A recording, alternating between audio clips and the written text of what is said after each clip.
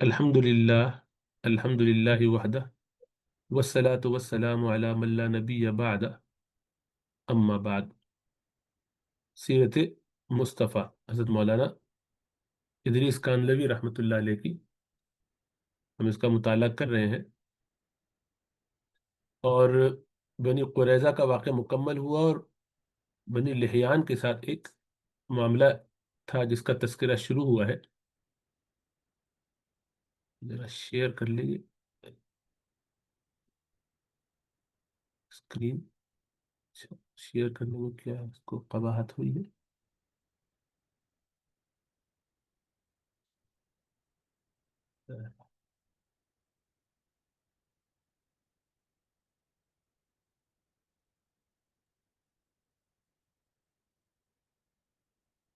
ہم،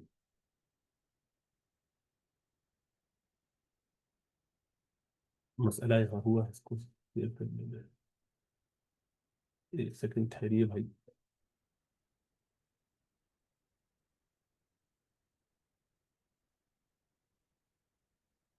اسکرین ہو رہی ہے شاید ڈاکٹر صاحب۔ اچھا، آپ لوگ کو نظر آ رہی ہے اسکرین؟ جی یہاں میرے پاس کیوں نہیں چل رہی ہے اسکرین؟ سامنے مجھے نظر نہیں آ رہی مجھے۔ ٹھیک ہے، اگر آپ لوگ کو وہاں آ رہی ہے نظر تو ٹھیک ہے، میں ادھر سے پڑھتا ہوں۔ بسم اللہ الرحمن الرحیم۔ رسول اللہ صلی اللہ علیہ وسلم سن کر خوش خاموشی سے گزر گئے، اور پھر دوسرے تیسرے یہ سمامہ جو ہے رضی اللہ تعالیٰ عنہ، یہ اس وقت ایک سردار تھے قبیلے کے، اور یہ پکڑے گئے تھے۔ ان کو لا کے مسجد نبوی کے ستون سے باندھ دیا گیا، اور رسول اللہ صلی اللہ علیہ وسلم 3 دن تک ان کے پاس سے گزرتے رہے، ان سے پوچھتے رہے بھی تمہارا کیا حال ہے، اور وہ یہ کہتے کہ آپ مجھے چھوڑ دیں گے تو ایک اچھے انسان کو چھوڑیں گے، آپ کی میں قدر کروں گا اور آپ کو اچھا بدلہ دے دوں گا۔ تو وہ اپنی سرداری کے حوالے سے ان کا جو خیال تھا، لیکن رسول اللہ صلی اللہ علیہ وسلم کا مقصد کچھ اور تھا، تو وہ ہر دفعہ یہ کہتے تھے کہ میرا گمان آپ کے ساتھ اچھا ہے، اگر آپ قتل کریں گے تو ایک خونی کو قتل کریں گے اور جو قتل کا مستحق ہے، اور اگر انعام اور احسان دیں گے تو بہرحال یہ آپ کا احسان ہوگا، اور میں خوب مال آپ کو دے سکتا ہوں اس کے بدلے میں۔ رسول اللہ صلی اللہ علیہ وسلم 3 مرتبہ 3 دن تک مستقل یہ بات ان سے کہتے رہے، پھر آپ نے فرمایا کہ سمامہ کو آزاد کر دو، ان کو جانے دو، اور فرمایا کہ میں نے تمہیں معاف کر دیا، آزاد کر دیا۔ سمامہ رہا ہوتے ہی مسجد کے باہر پہنچے، اور وہاں انہوں نے ایک جگہ غسل کیا، پھر واپس آ گئے، اور آ کے فرمایا کہ اللہ کے رسول صلی اللہ علیہ وسلم میں اس سے پہلے سب سے زیادہ آپ سے نفرت کرتا تھا، آپ کا چہرہ میرے لیے سب سے زیادہ قابل نفرت تھا، آج آپ میرے لیے سب سے زیادہ محبوب ہیں، اور آپ کا چہرہ روح زمین پہ مجھے سب سے زیادہ عزیز ہے۔ یہ ایمان کی بشاشت ہے، جب دلوں میں داخل ہو جائے تو ایسے ہی ہوتا ہے۔ اور انہوں نے ایک بھی فرمایا تھا ساتھ، جو دوسری احادیث سے پتہ چلتا ہے کہ میں اس وقت ہی فوراً ایمان نہیں لایا، بلکہ باہر چلا گیا کہ لوگ یہ نہ سمجھیں کہ میں نے کسی پریشر میں ایسا کیا، اور پھر یہ کہ میں پاک صاف ہو کے قبول کرنا چاہتا، تو یہ بڑی بات تھی۔ پھر اس کے بعد وہ اللہ کے رسول صلی اللہ علیہ وسلم سے اجازت لے کے مکہ کی طرف گئے، جو ان کا اصل ارادہ تھا عمرہ کرنے کا، اور وہاں جا کے پھر وہاں پہ انہوں نے باقاعدہ مشرکین مکہ سے جو ان کا سلسلہ تھا کہ مال و تجارت کا سلسلہ، کہا کہ بس اگر تم میرے ساتھ معاملہ رکھنا چاہتے ہو تو ایمان لے آؤ، تو انہوں نے کہا کہ نہیں، ہم تو کر نہیں سکتے، تو انہوں نے منع کر دیا۔ اب کافی ان کو مسائل ہوئے، وہاں سے تو بڑا غلہ آیا کرتا تھا، تو بہت پریشان ہوئے، چنانچہ شکایت ہوئی، تو ان لوگوں نے خود مکہ والوں نے پھر رسول اللہ صلی اللہ علیہ وسلم کو صلہ رحمی کرنے کے لیے درخواست کی کہ آپ جو ہے ہمارے لیے سمامہ کو کہہ دیں کہ وہ ہمیں غلہ ہمارے لیے بند نہ کرے، ہماری تجارت کو روکے نہیں، ہمارے لیے مشکل پیدا ہو گئی ہے۔ آپ صلی اللہ علیہ وسلم نے وہاں بھی ان کی رعایت کی کہ وہ لوگ جنہوں نے آپ کو نکالا ان کے ساتھ آپ کا یہ معاملہ، اور اللہ نے فضل فرمایا، اس طریقے سے آپ نے اس کو بحال کروا دیا، رشتہ داری کا انہوں نے واسطہ دیا۔ تو اس سے پتہ چلا کہ غسل کرنا اسلام لانے کے بعد یہ مستحب ہے۔ اور بعد میں پھر یہ بھی ہوا کہ جب مسلمہ کذاب کا معاملہ ہوا، یہ بھی بنی حنیفیہ میں سے تھا، سمامہ نے یہ آیتیں پڑھ کے لوگوں کو سمجھایا کہ حامیم تنزیل الکتاب من اللہ العزیز العلیم غافر الذنب وقابل التوب شدید العقاب ذی الطول لا الہ الا ہو الیہ المصیر۔ یہ کتاب اتاری گئی اس اللہ کی جانب سے جو غالب ہے، قبول کرنے والا، اور مجرموں کو سخت سزا دینے والا، اور دوستوں کو بڑا انعام دینے والا، اور اس کے سوا کوئی معبود نہیں، اسی کی طرف لوٹ کر سب کو جانا ہے۔ اور پھر بعد میں لوگوں سے فرمایا کہ انصاف تو کرو کہ اس کلام میں موجز نظام کو مسلمہ کذاب کی ہذیان گوئی سے کیا لینا دینا۔ اگر سمامہ رضی اللہ تعالیٰ عنہ کی حقانیت اور اخلاص میں ڈوبے ہوئے یہ کلمات اثر کر گئے تو جب یہ کر گئے تو اس کا کیا اثر ہوا دیکھیے، 3,000 آدمی مسلمہ کذاب کا ساتھ چھوڑ کر اسلام میں داخل ہوئے، تو یہ ہم پڑھ چکے تھے سلسلہ۔ ابن اسحاق کی روایت میں ہے کہ جب اہل جمامہ مرتد ہوئے تو سمامہ رضی اللہ تعالیٰ عنہ نے لوگوں کو مسلمہ کذاب کی اتباع سے روکا اور فرمایا کہ یاکم، اے لوگو، تم اپنے کو اس تاریک امر سے بچاؤ، وہ امرن مظلمن لا نور فی، جس میں کوئی نور نہیں، کوئی روشنی نہیں، وَإِنَّهُ لَشَقَاء، یہ تو بہت ہی شقی ہے، بہت ہی شقاوت والی اور بدبختی والی بات ہوگی اگر تم نے ایسا کیا۔ كتبه اللہ عز وجل على من اخذ به، على من اخذ به منکم وبلاء، تو اللہ تعالیٰ نے اس کو ان لوگوں کے حق میں لکھ دیا جنہوں نے اس کو قبول کیا ہو، ابتلا اور امتحان ہے ان لوگوں کے حق میں جنہوں نے اسے اختیار کیا۔ اے بنی حنیفہ، اس نصیحت کو خوب سمجھ لو۔ لیکن ثمامہ رضی اللہ تعالیٰ عنہ نے جب یہ دیکھا کہ نصیحت کارگر نہیں ہوئی اور لوگ کثرت سے اس کے متبع ہو گئے، تو جو لوگ مسلمان ان کے ساتھ تھے ان سے فرمایا کہ خدا کی قسم میں اس شہر میں ہرگز نہ رہوں گا، میں دیکھ رہا ہوں کہ اللہ تعالیٰ نے ان لوگوں کو فتنے میں مبتلا کر دیا، اور جو میرے ساتھ چلنا چاہے وہ چلے۔ ثمامہ رضی اللہ تعالیٰ عنہ مسلمانوں کے اس گروہ کے ساتھ وہاں سے روانہ ہوئے اور جا کر علا بن حضرمی رضی اللہ تعالیٰ عنہ کے ساتھ مل گئے، اور اس بارے میں ثمامہ یہ کچھ اشعار پر پڑھا کرتے تھے: دعانا انا ترک الدیانۃ والہدی مسیلمۃ الکذاب اذ جاء یسجع، کہ مسلمہ کذاب نے ہم کو دین اور ہدایت کے چھوڑنے کی طرف بلایا جس وقت کہ وہ کاہنوں کے لیے سجا کیا کرتا تھا۔ فیا عجبا من معشر قد تتابعوا، کیسے حیرت کی بات ہے، تعجب ہے ان لوگوں پر کہ جنہوں نے اس کی اتباع کر لی ہے، گمراہی کا راستہ اختیار کر لیا۔ لہو تتابعوا لہو فی سبیل الغی والغی اشنا، حالانکہ گمراہی میں تو بہت بری راہ ہے، بہت ہی خراب راستہ ہے۔ غزوہ بنی لحیان، یہ ربیع الاول سن 6 ہجری میں واقع ہوا۔ یکم ربیع الاول سن 6 ہجری کو آپ صلی اللہ علیہ وسلم بنفس نفیس عاصم بن ثابت اور خبیب بن عدی اور دیگر شہدائے رجی کا بدلہ لینے کے لیے 200 سواروں کو ہمراہ لے کر روانہ ہوئے۔ بنو لحیان آپ کی خبر پاتے ہی بھاگ کر پہاڑوں میں جا چھپے، ایک دو روز یہاں قیام فرمایا اور اطراف و جوانب میں چھوٹی چھوٹی مہمیں روانہ کی، جن میں ابوبکر صدیق رضی اللہ تعالیٰ عنہ کو بھی 10 سوار دے کر روانہ فرمایا۔ بلا جدال و قتال آپ واپس ہوئے، اور زبان مبارک پر یہ کلمات تھے: آئبون تائبون عابدون لربنا حامدون، اعوذ باللہ من وعثاء السفر وقآبۃ المنقلب وسوء المنظر فی الاہل والمال والولد، بعض روایتوں میں والولد کا بھی اضافہ۔ غزوہ ذی قرد اور قرد، یہ ربیع الاول 6 ہجری کی بات ہے کہ ذی قرد ایک چشمے کا نام ہے جو بلاد غطفان کے قریب ہے۔ رسول اللہ صلی اللہ علیہ وسلم کی اونٹنیوں کی چراگاہ تھی۔ عبد الرحمن ابن عیینہ بن حسن فزاری نے 40 سواروں کی ہمراہی میں اس چراگاہ پر چھاپا مارا اور آپ صلی اللہ علیہ وسلم کی اونٹنیاں پکڑ کر لے گیا۔ ابو ذر غفاری رضی اللہ تعالیٰ عنہ کے صاحبزادے کو جو اونٹنیوں کی حفاظت پر متعین تھے ان کو قتل کر ڈالا، اور ابو ذر غفاری رضی اللہ تعالیٰ عنہ کی بیوی کو بھی پکڑ کر لے گئے۔ سلمہ بن الاکوع، سلمہ بن اکوع یہ صحابی رسول ہے رضی اللہ تعالیٰ عنہ، اطلاع ملتے ہیں ان کے تعاقب میں روانہ ہوئی، بہت تیز دوڑتے تھے، اور ایک ٹیلے پر کھڑے ہو گئے، انہوں نے فرمایا یا صباحا، ہائے وہ صبح، یہ اعلان کیا جاتا تھا جس سے تمام لوگوں کو خبردار کیا جاتا تھا کہ کوئی مصیبت آ گئی، ہائے وہ صبح کہ جس میں یہ مصیبت نازل ہوئی، جسے تمام مدینہ گونج اٹھا۔ سلمہ بن اکوع بڑے تیر انداز تھے، بہت تیر انداز بھی زبردست تھے، دوڑ کر ان کو پانی کے ایک چشمے پر انہوں نے جا کے پکڑ لیا، ان پر تیر برساتے جاتے تھے اور یہ شعر پڑھتے تھے: انا ابن الاکوع والیوم یوم الرضع، میں اکوا کا بیٹا ہوں اور آج کے دن معلوم ہو جائے گا کس شخص نے شریف عورت کا دودھ پیا، کون کمینہ ہے۔ یہاں تک کہ تمام اونٹنیاں ان سے چھڑا لی تیر مار مار کے، اور 30 یمنی چادر ان سے الگ چھینی جو لے کے بھاگے تھے۔ ان کے جانے کے بعد رسول اللہ صلی اللہ علیہ وسلم 500 یا 700 آدمی کو لے کر روانہ ہوئے اور تیزی سے مسافت طے کر کے وہاں پہنچے، اور آپ صلی اللہ علیہ وسلم اپنے روانہ ہونے سے پہلے بھی چند سوار روانہ فرما چکے تھے۔ ان لوگوں نے پہلے پہنچ کر ان کا مقابلہ کیا اور 2 آدمی مشرکین میں سے مارے گئے، ایک مسعدہ بن حکمہ جن کو ابو قتادہ رضی اللہ تعالیٰ عنہ نے قتل کیا، اور دوسرا ابان بن عمر جس کو عکاشہ بن محسن رضی اللہ تعالیٰ عنہ نے قتل کیا، اور مسلمانوں میں سے محرز بن نضلہ رضی اللہ تعالیٰ عنہ جن کا لقب اخرم ہے، عبد الرحمن ابن عیینہ کے ہاتھ سے شہید ہو گئے۔ سلامہ بن اکوا نے آپ کی خدمت میں آ کر عرض کیا کہ یا رسول اللہ صلی اللہ علیہ وسلم، میں ان کو فلاں جگہ پیاسا چھوڑ آیا ہوں،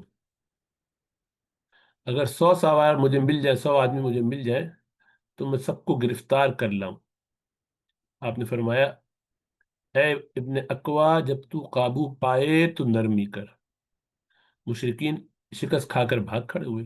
رسول اللہ صلی اللہ علیہ وسلم ایک شبانہ روز، یعنی ایک دن، رات اور دن وہیں مقیم رہے اور صلاۃ الخوف پڑھی، اور 5 دن کے بعد مدینے روانہ ہوئے۔ یہ حاشیہ بھی دیکھ لیے کہ سلمہ بن اکوا کہتے ہیں کہ سب سے آگے اخرم رضی اللہ تعالیٰ عنہ تھے، اور ان کے پیچھے ابو قتادہ تھے۔ میں نے اخرم کے گھوڑے کی باغ دوڑ پکڑ لی اور کہا کہ تنہا نہ جاؤ، کہیں تم کو مار نہ ڈالے۔ رسول اللہ صلی اللہ علیہ وسلم اور آپ کے اصحاب کا انتظار کرو، اور اخرم رضی اللہ تعالیٰ عنہ نے کہا کہ اے سلمہ، اگر تو اللہ اور یوم آخرت پر ایمان رکھتا ہے اور جنت اور جہنم کو حق سمجھتا ہے تو میرے اور شہادت کے مابین حائل نہ ہو۔ سلمہ نے گھوڑے کی لگام چھوڑ دی اور اخرم آگے بڑھے اور مقابلہ کیا۔ عبد الرحمن ابن عیینہ کے ہاتھوں شہید ہوئے۔ بعد ازاں ابو قتادہ نے آگے بڑھ کر عبد الرحمن کے ایک نیزہ مارا، جس سے اس کا کام تمام ہو گیا۔ شہادت کا جذبہ دیکھو۔ سریہ عکاشہ بن محسن رضی اللہ تعالیٰ عنہ بسوئے غمر کی طرف اسی ماہ ربیع الاول میں رسول اللہ صلی اللہ علیہ وسلم نے عکاشہ بن محسن رضی اللہ تعالیٰ عنہ کو 40 آدمیوں کے ہمراہ غمر کی جانب روانہ کیا، لیکن وہ لوگ خبر پاتے ہی بھاگ گئے۔ جب وہاں کوئی شخص نہ ملا تو شجاع بن وہب کو ادھر ادھر تلاش میں روانہ کیا۔ قرائن سے ان کے مویشیوں کا کچھ پتہ نہ چلا۔ انہی میں کا ایک شخص ان کے ہاتھ لگ گیا، اس کو پکڑ لایا، اس سے پتہ دریافت کیا۔ وہاں پہنچ کر چھاپا مارا تو 200 اونٹ مال غنیمت میں ملے۔ سریہ محمد بن مسلمہ رضی اللہ تعالیٰ عنہ بسوئے ذی القصہ ربیع الاول، ربیع الاخر میں بلکہ 6 ہجری میں رسول اللہ صلی اللہ علیہ وسلم نے محمد بن مسلمہ کو 10 آدمیوں کے ساتھ ذی القصہ کی طرف بنی سالبہ بنو عوال کے مقابلے پر بھیجا۔ رات کو پہنچے اور پہنچ کر سو گئے۔ غنیم یعنی دشمن پہاڑوں میں چھپ گئے۔ جب یہ سو گئے تو 100 آدمیوں نے آ کر شب خون مارا اور سب کو شہید کر ڈالا۔ محمد بن مسلمہ زخمی ہوئے، ان کو مردہ سمجھ کر چھوڑ کر چلے گئے۔ ایک مسلمان ادھر سے گزرا اور محمد بن مسلمہ کی لاش کو اٹھا کر مدینہ لے آیا۔ سریہ ابو عبیدہ بن الجراح سوئے ذی القصہ، رسول اللہ صلی اللہ علیہ وسلم نے ان کا انتقام لینے کے لیے ابو عبیدہ رضی اللہ تعالیٰ عنہ کو 40 آدمیوں کے ہمراہ ذی القصہ کی طرف روانہ فرمایا۔ پہنچ کر ان پر حملہ کیا، شکست کھا کر بھاگ گئے۔ ابو عبیدہ ان کے مویشی پکڑ لائے اور مدینہ واپس ہوئے۔ اس کو سریہ ذی القصہ ثانی بھی کہہ دیتے ہیں۔ سریہ جموم ربیع الآخر سن 6 ہجری میں رسول اللہ صلی اللہ علیہ وسلم نے زید بن حارثہ کو جموم کی جانب، جو مدینہ سے 4 میل کے فاصلے پر ہے، بنو سلیم کے مقابلے میں روانہ فرمایا۔ وہاں پہنچ کر ایک عورت مل گئی جس نے ان کا پتہ دیا۔ کچھ قیدی اور کچھ اونٹ اور کچھ بکریاں وہاں سے لے کر 2 دن کے بعد واپس ہوئے۔ سریہ عیس، رسول اللہ صلی اللہ علیہ وسلم کو اطلاع ملی کہ قریش کا ایک کاروان تجارت شام سے واپس آ رہا ہے۔ اس اطلاع کے ملنے پر آپ نے زید بن حارثہ رضی اللہ تعالیٰ عنہ کو 170 سواروں کے ہمراہ مقام عیس کی طرف روانہ فرمایا۔ یہ مقام مدینے سے 4 دن کے راستے پر ہے، ساحل کے قریب واقع ہے۔ یہاں سے قریش کے تجارتی قافلے گزرتے ہیں۔ مسلمانوں نے پہنچ کر سب قافلے والوں کو گرفتار کر لیا اور ان کے تمام مال و متاع پر قبضہ کر لیا۔ سب کو لے کر مدینہ حاضر ہوئے۔ قیدیوں میں آپ کے داماد ابو العاص بن ربیع بھی تھے۔ آپ کی صاحبزادی حضرت زینب رضی اللہ تعالیٰ عنہ ان کی پناہ میں تھی، نے ان کو پناہ دی، اور آپ صلی اللہ علیہ وسلم نے بھی ان کو پناہ دی اور ان کا مال و اسباب سب لوٹا دیا۔ ابو العاص کی واپسی اور ان کے اسلام کا مفصل قصہ غزوہ بدر کے بیان میں گزر چکا ہے۔ کس طرح وہ ہار ان کے پاس حضرت زینب نے ان کو چھڑانے کے لیے دیا تھا۔ رسول اللہ صلی اللہ علیہ وسلم آپ دیدہ ہو گئی ہے، حضرت خدیجہ رضی اللہ تعالیٰ عنہ کا عطا کردہ تھا، اور پھر اس کے بعد آپ نے لوگوں سے درخواست کی تو تمام صحابہ نے اپنی خوشی سے ان کو لوٹا دیا، آزاد کر دیا۔ سریہ طرف، طرف ایک چشمے کا نام ہے، مدینہ سے 36 میل کے فاصلے پر ہے۔ زید بن حارثہ رضی اللہ تعالیٰ عنہ کو 15 آدمیوں کے ساتھ بنی سالبہ کے سرکوبی کے لیے اس چشمے کی طرف روانہ فرمایا۔ غنیم بھاگ گیا دشمن یعنی، اور زید بن حارثہ کچھ اونٹ اور بکریاں لے کر واپس مدینہ تشریف لائے۔ سریہ حسمی، بلکہ حسما، سوری، حسما اور حسما، دہیہ کلبی رضی اللہ تعالیٰ عنہ حضور کا والا نامہ لے کر قیصر روم کے پاس گئے تھے۔ وہاں سے واپس آ رہے تھے، قیصر کے دیے ہوئے ہدایا اور تحائف آپ کے ہمراہ تھے۔ جب حسما کے قریب پہنچے تو حنید جذامی، ایک قبیلہ، حنید جذامی نے قبیلہ جذام کے چند آدمیوں کو لے کر ڈاکہ مارا، صرف ایک پرانی اور بوسیدہ چادر چھوڑ دی، باقی کپڑے اور سامان سب چھین لیا۔ رفاع بن زید جذامی جو مشرف با اسلام ہو چکے، جب ان کو اس کی اطلاع ملی تو وہ چند مسلمانوں کو اپنے ہمراہ لے کر پہنچے، اور حنید سے وہ تمام سامان چھین کر حضرت دحیہ کو واپس دلا دیا۔ دحیہ رضی اللہ تعالیٰ عنہ مدینہ پہنچے اور حضرت صلی اللہ علیہ وسلم کو اطلاع کی۔ آپ صلی اللہ علیہ وسلم نے 500 صحابہ کو زید بن حارثہ کی سرکردگی میں حسمہ کی طرف روانہ کیا۔ یہ لوگ رات کو چلتے اور دن کو چھپ جاتے، صبح کو پہنچتے ہی ایک دم ان پر چھاپا مارا، حنید اور اس کے بیٹے کو قتل کیا، 100 عورتیں اور بچے گرفتار ہوئے، 1000 اونٹ اور 5000 بکریاں ہاتھ لگیں۔ چونکہ انہی کے ساتھ رفاع بن زید کے لوگ بھی آ رہے تھے جو مسلمان تھے، غلطی سے ان کے بچے اور عورتیں گرفتار ہو گئے۔ رفاع بن زید آپ کی خدمت میں حاضر ہوئے، آپ نے حضرت علی کو ان کے ہمراہ روانہ کیا، زید کو حکم دے کے تمام قیدی چھوڑ دیے جائیں اور سب مال واپس کر دی جائے، حتیٰ کہ نمدہ اور کجاوہ وہ بھی واپس کر دیا جائے۔ سریہ واد القرا، ماہ رجب میں زید بن حارثہ کو بنی فزارہ کی سرکوبی کے لیے وادی قرا کی طرف روانہ فرمایا، چند مسلمان شہید ہوئے اور زید بن حارثہ زخمی ہوئے۔ یہ حسمہ وادی القرا کے قریب موضع ایک جگہ ہے، قبیلہ جذام یہاں پر آباد ہے۔ ابن سعد اور ابن سید الناس کہتے ہیں کہ یہ سریہ جمادی الاخری سن 6 ہجری میں روانہ کیا گیا، اور حافظ ابن قیم فرماتے ہیں کہ یہ واقعہ صلح حدیبیہ کے بعد کا ہے، اس لیے کہ حدیبیہ سے واپسی ہی کے بعد دہیہ کلبی رضی اللہ تعالیٰ عنہ کو قیصر روم کے پاس والا نامہ دے کر روانہ کیا گیا تھا۔ تو بہرحال یہ اختلاف رائے ہے۔ سریہ دومت الجندل، عبداللہ بن عمر رضی اللہ تعالیٰ عنہ راوی ہیں کہ رسول اللہ صلی اللہ علیہ وسلم مسجد میں تشریف فرما تھے، ابو بکر اور عمر اور عثمان اور علی اور عبد الرحمن بن عوف اور عبداللہ بن مسعود اور معاذ بن جبل اور حذیفہ بن الیمان اور ابو سعید خدری رضی اللہ تعالیٰ عنہ اجمعین، اور 10واں میں، یہ 9 اور 10ویں وہ خود یعنی عبداللہ بن عمر، سب آپ کی بارگاہ میں حاضر تھے کہ ایک نوجوان انصاری حاضر خدمت ہوا اور سلام کر کے بیٹھ گیا، اور اس کے کہ یا رسول اللہ صلی اللہ علیہ وسلم ای المؤمنین افضل، کہ اللہ کے رسول صلی اللہ علیہ وسلم مسلمانوں میں سب سے بہتر کون ہے؟ آپ صلی اللہ علیہ وسلم نے فرمایا احسنہم اخلاق، جس کے اخلاق سب سے بہتر ہو۔ پھر آپ نے فرمایا کہ سوال کیا کہ فأی المؤمنین اقیہ، سب سے زیادہ ذہین اور سمجھدار کون ہے؟ آپ صلی اللہ علیہ وسلم نے فرمایا اکثرہم للموت ذکرا واکثرہم استعدادا له قبل ان ينزل به اولئک الاقیاس، اور سب سے زیادہ فرمایا وہ جو موت کو یاد کرنے والا ہو اور اس کی سب سے زیادہ تیاری کرنے والا ہو موت کی، اس کے آنے سے پہلے۔ فرمایا کہ یہ ایسے جو لوگ ہیں قبل ان ينزل به، یہاں تک کہ وہ اترے یعنی موت ان پر آئے اس سے پہلے، اولئک الاقیاس، یہی ذہین اور سمجھدار لوگ۔ انصاری نوجوان تو ساکت ہو گئے اور آپ مجلس کی طرف متوجہ ہوئے اور فرمایا 5 خصلتیں نہایت خطرناک ہے، اللہ تعالیٰ تم کو ان سب سے پناہ دے اور ان کے دیکھنے میں محفوظ رکھے۔ نمبر 1، جس قوم میں بے حیائی کھلم کھلا پھیل جائے تو اس قوم میں طاعون اور وہ بیماریاں پھیلتی ہیں جو پہلے کبھی ظاہر نہ ہوئی تھی۔ نمبر 2، جو قوم ناپ تول میں کمی کرتی ہے وہ قحط سالی اور مشقتوں میں مبتلا ہوتی ہے اور ظالم بادشاہ ان پر مسلط کر دیا جاتا ہے۔ نمبر 3، جو قوم اپنے مال کی زکوٰۃ نہیں نکالتی ان سے بارش روک لی جاتی ہے، اگر جانور نہ ہوتے تو بالکل بارش سے محروم کر دیے جاتے۔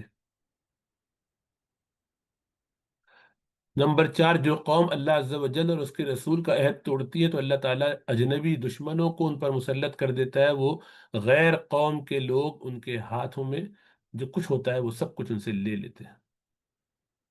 نمبر 5، اور جب پیشوا اور حکام کتاب اللہ کے خلاف فیصلے کرنے لگتے ہیں، متکبر اور سرکش ہو جاتے ہیں، تو اللہ تعالیٰ ان میں آپس میں پھوٹ ڈال دیتا ہے، اور ہم یہ پانچوں چیزیں اپنی زندگی میں اب دیکھ رہے ہیں کہ ہر جگہ یہ کیسے مسلمانوں میں در آئی ہیں۔ بعد ازاں رسول اللہ صلی اللہ علیہ وسلم نے عبد الرحمن ابن عوف رضی اللہ تعالیٰ عنہ کو حکم دیا کہ میں آج یا کل تم کو ایک مہم پر بھیجنے والا، تیار ہو جائے۔ اگلے روز جب نماز سے فارغ ہوئے تو عبد الرحمن ابن عوف کو بلایا اور اپنے ساتھ بٹھلایا، اور دست مبارک سے ایک سیاہ امامہ ان کے سر پر باندھا اور 4 انگشت کا شملہ پیچھے چھوڑ دیا، یہی سنت ہے جو پیچھے چھوڑی جاتی ہے، شملہ چھوڑتے ہیں نا، اور فرمایا اے ابن عوف اسی طرح امامہ باندھا کرو، اسی طرح بہت بھلا معلوم ہوتا ہے۔ سبحان اللہ۔ بعد ازاں حضرت بلال کو حکم دیا کہ ایک جھنڈا لا کر عبد الرحمن بن عوف کو دیں، اور پھر آپ نے اللہ عز و جل کی حمد و ثنا کی اور اپنے اوپر درود شریف پڑھا، اور عبد الرحمن بن عوف سے مخاطب ہو کر فرمایا کہ یہ جھنڈا لے کر اللہ کی راہ میں جہاد کے لیے جاؤ، جن لوگوں نے اللہ کے ساتھ کفر کیا ان سے قتال کرو، خیانت اور غدر نہ کرنا، کسی کی ناک کان نہ کاٹنا، کسی بچے کو نہ قتل کرنا، یہ اللہ کا عہد ہے، اس کے نبی کی سنت ہے۔ 700 आदमियों के साथ दूमतुल जंदल की तरफ रवाना हो की तरफ जाने का हुक्म दिया, और ये फरमाया कि अगर तो तुम्हारी दावत कबूल करें और इस्लाम ले आए तो वहाँ के रईस की बेटी से निकाह करने में तअम्मुल न करना। अब्दुर्रहमान इब्न औफ रवाना हुए और वहाँ पहुंचकर लोगों को इस्लाम की दावत दी। 3 रोज तक बराबर उनको इस्लाम की दावत देते रहे। तीसरे रोज दूमतुल जंदल के रईस असबा बिन उमर ने इस्लाम कबूल किया, जो कि मजहबन ईसाई थे, और इसके साथ और बहुत से लोगों ने इस्लाम कबूल किया। और आपकी पेशेन गोई के मुताबिक अब्दुर्रहमान इब्न औफ का निकाह वहाँ के रईस असबा की बेटी तुमादिर से हुआ। अब्दुर्रहमान उसको अपने साथ मदीने ले आए। अबू सलमा बिन अब्दुर्रहमान, जो किबार ताबईन और जलील कदर हुफ्फाज में से हैं, वो इनके बदन से पैदा हुए। ये अब्दुर्रहमान बिन औफ के जो साहिबजादे अबू सलमा बहुत बड़े ताबई हैं और बड़े हाफिज हदीस हैं। तो ये इस तमादुर जो उनकी साहिबजादी थी उनसे पैदा हुए। ये वहाँ के सरदार की बेटी हज़रत Abdurrahman ibn of Ashara Mubashra में से हैं उनकी ये ज़ौजा मोहतरमा। इसको इंशाल्लाह यहाँ छोड़ देते हैं। अस्सलामु अलैकुम वरहमतुल्लाहि वबरकातुहू।